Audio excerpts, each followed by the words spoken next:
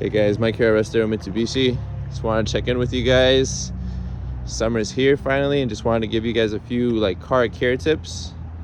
So just make sure you check your tire pressures first thing, just because with the very fast changing weather, your tire pressure could change.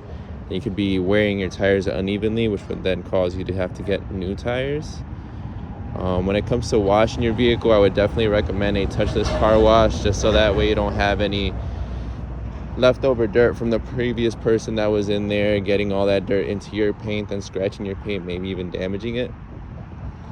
I'd say maybe even getting ceramic coating, like tinning done to your vehicle, and also getting a ceramic coat done to your paint. That'll make it look super soft.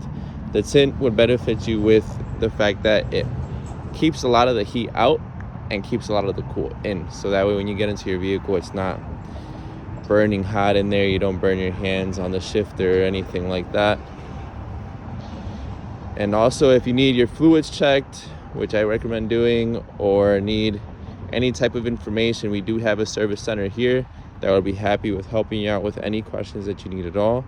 Just got to give us a call here at 262-506-3150, and you'd be super happy to help. Thank you.